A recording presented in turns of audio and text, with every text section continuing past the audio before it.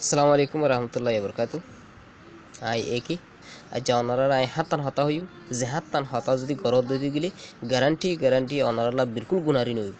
এক নম্বর জিন্দগির মধ্যে খুশি ওলা জিন্দগি ভাইতে মনে হদ দইতে গেলে এনকেন পেরেশানিয়া আজ জিন্দগি মা খুশি কেন নয়ের হেন হয়ে তুমি আজ গরত দইতে গেলে এক নম্বর মা তুমি কি করা হওয়ারনি ন হাজার টাইম মজিন হরো তোমার জিন্দগিত খুশি আইব।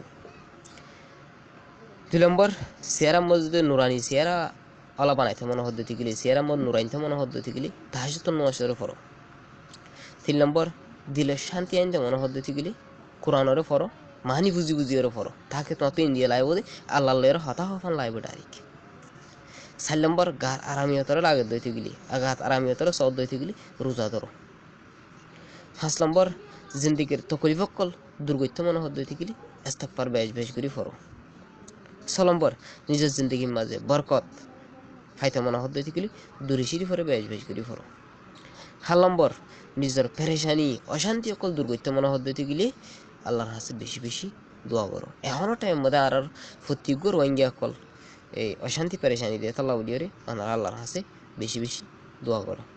আরেকখানে যদি ওনারা এই হাতাইন যদি অন্য বাইন্দার হাসিয়ে ফসল দিতে গেলে ইনশাল্লাহ ওনারা তো কি আছে সব পাইব যদি তারা আমল করে দিতে গেলে।